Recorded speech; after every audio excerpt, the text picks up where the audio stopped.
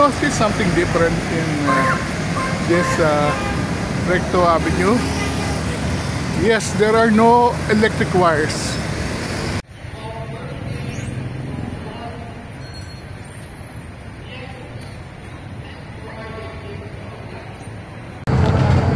Hello mga kasenyor, today we are on our way to Davao City by bus, and we will be exploring the old Davao City.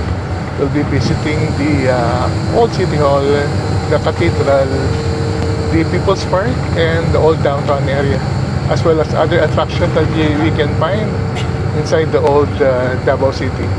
So join me as we explore Davao City on foot. Let's go!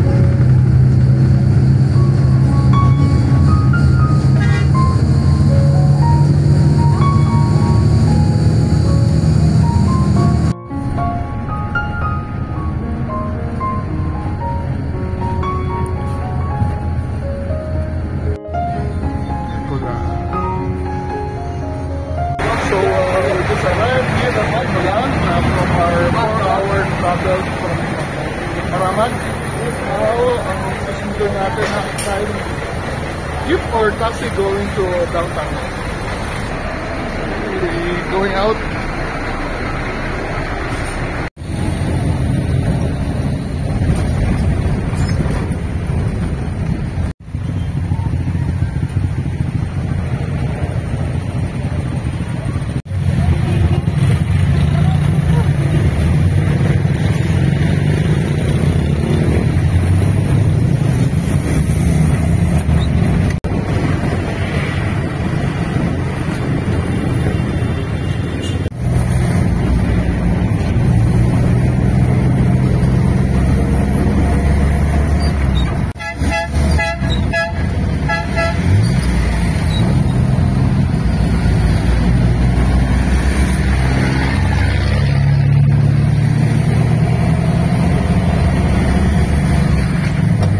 Finally, we arrived dito sa may munisipyo, City Hall ng Davao City. So, let's explore this area. Marami tayong makikita dito sa area na to. Kasi pinakamagandang City Hall ito.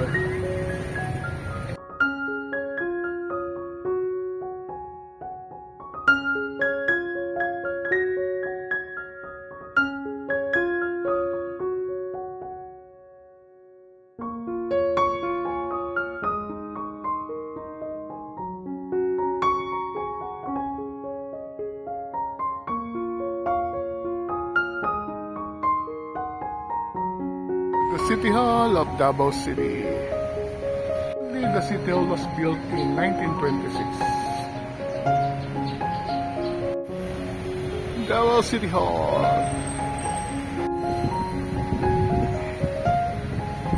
So finally narating natin ang City Hall ng Davao City. Ang ganda ng kanyang structure. I think built dito mga 1930s, 1940s yung structure. So napunta ko natin dati, hindi ko na maalala. But it's very nice city. Okay.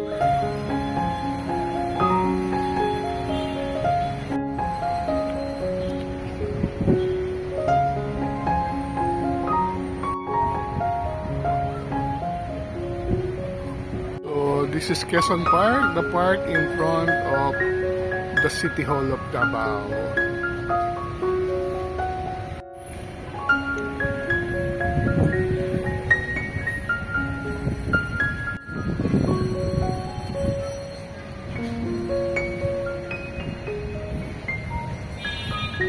On the left side of the City Hall is the Rizal Park.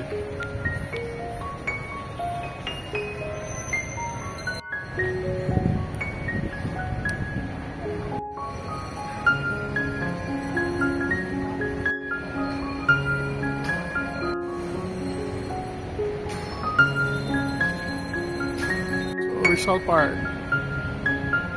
There's an eagle in front.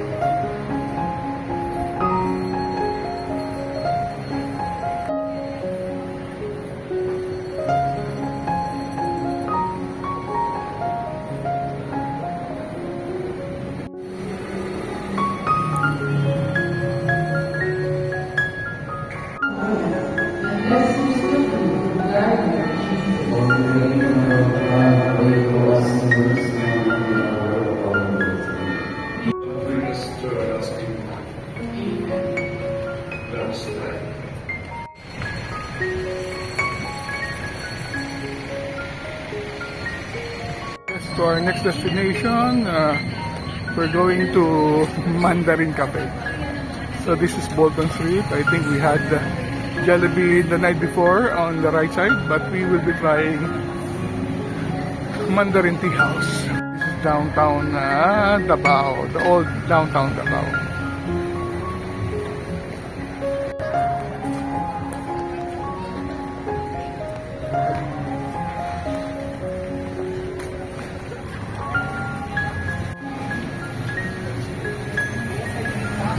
Bolton Street.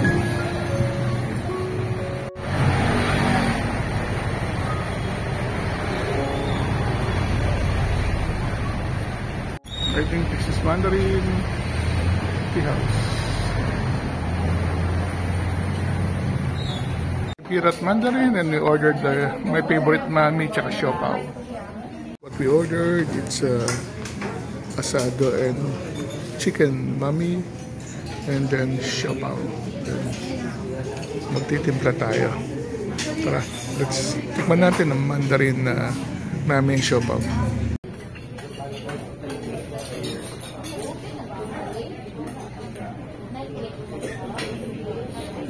Finish lunch at Mandarin, but I'm intrigued dito sa King Crispy. Ngohyong is 12 pesos. So we got intrigued by ngohyong, so we ordered one. Subukan natin kung ano lasa.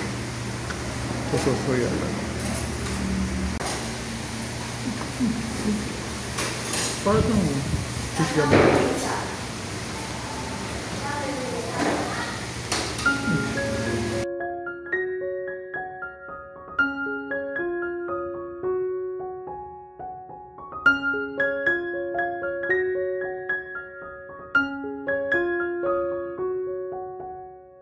I am now in Recto Davao, and I've been noticing something different in this Recto Avenue. Yes, there are no electric wires. I'm very happy that Davao was able to do it, and slowly major places in the city, all the electric wires are being removed, such as this one in CM Recto.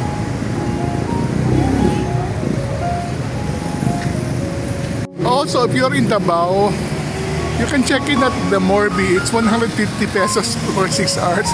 I was able to stay there a few days ago. I paid 200 pesos because the single room is no longer available, but still very cheap. 200 pesos plus 24 pesos, that's 224 pesos. Not bad for a 6-hour stay. Again, we are walking at CM Recto with no electrical wire.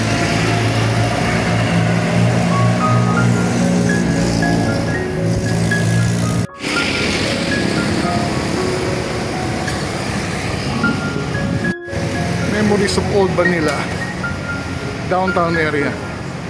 Manila used to be like this, but Davao is a lot cleaner than Manila. Hardly see any garbage.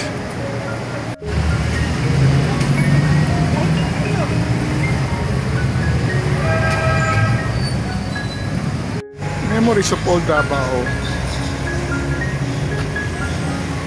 Again, no electric wire.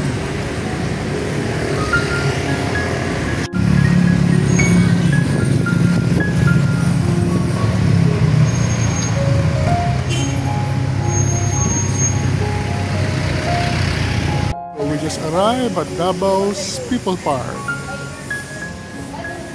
Prominent yung symbol ng Davao, waling-waling, durian, and of course, the Philippine Eagle. It's actually shaped like a durian tree. And in front of the pavilion are statues made by Kublai Milan, a Mindanao-based artist.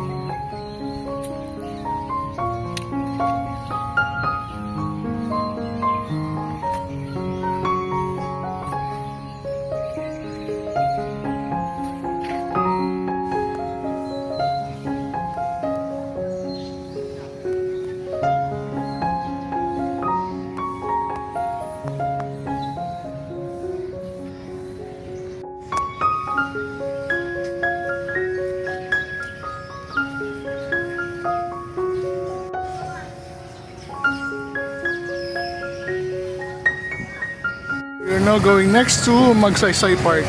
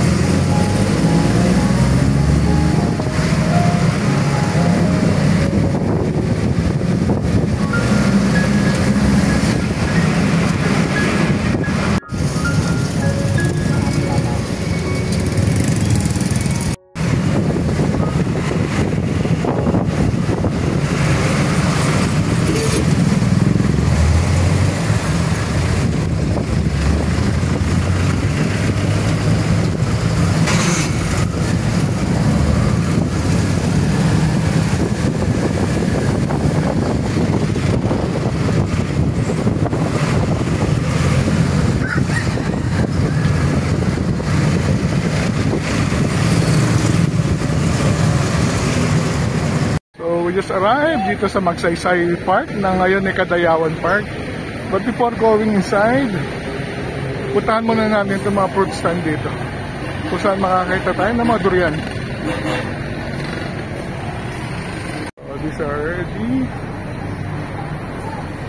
durian.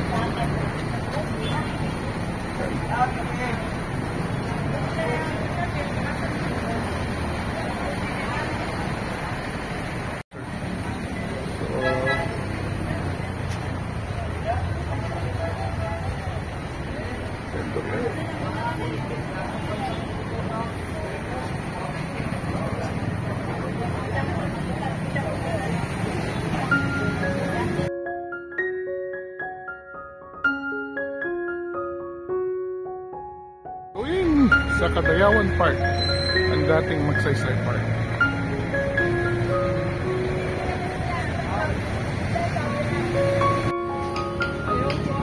Mga houses dito. Some are under repair. This one is by the Bagobo Plata. Nice sila. So, houses are under repair. Nice pa.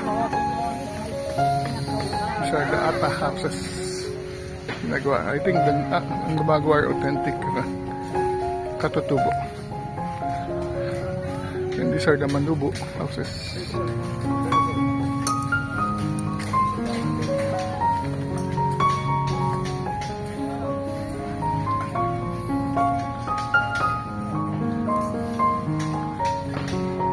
And this one has a look.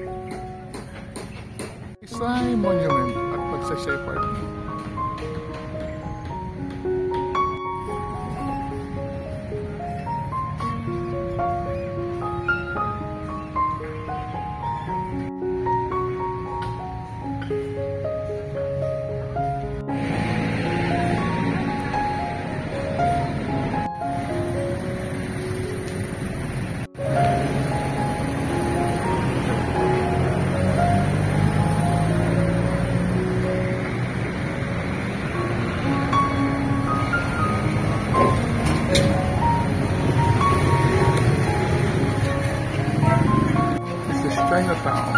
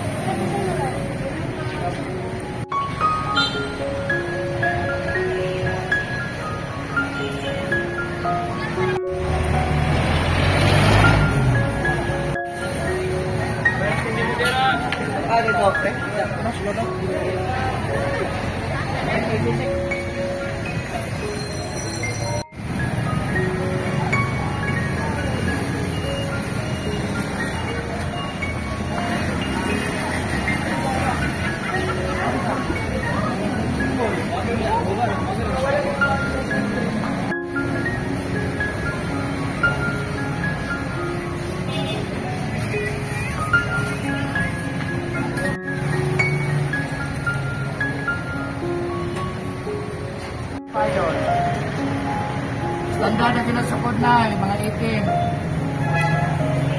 We are now on our way to the airport. We're taking a crosswind taxi to the airport.